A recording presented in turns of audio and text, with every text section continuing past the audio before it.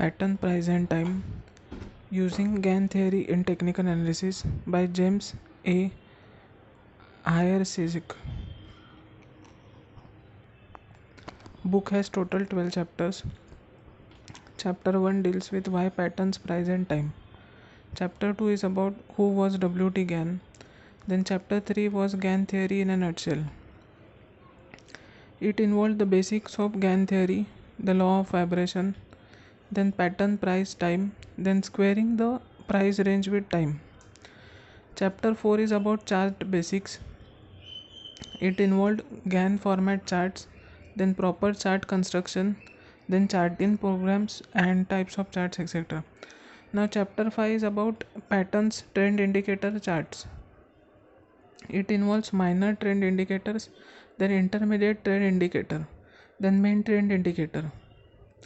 Chapter 6 is about pattern swing chart trading. Reviewing the trend indicator chart rules, then basic trading instruction, then 2 ways to determine a change in trade, etc. Chapter 7 is about patterns, other chart formations.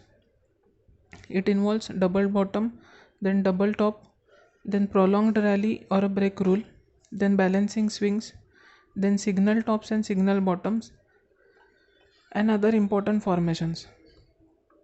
Chapter 8 is about price, horizontal support and resistance. It involves the swing charts, then percentage retracement price levels, then other retracement levels, then multiples of bottom and division of tops. Chapter 9 is about price, Gann angles. It deals with importance of Gann angles, then how to construct Gann angle charts. Chapter 10 is combining pattern and price. Chapter 11 is about time.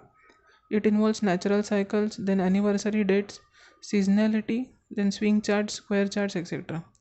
Chapter 12 is about combining pattern, price and time.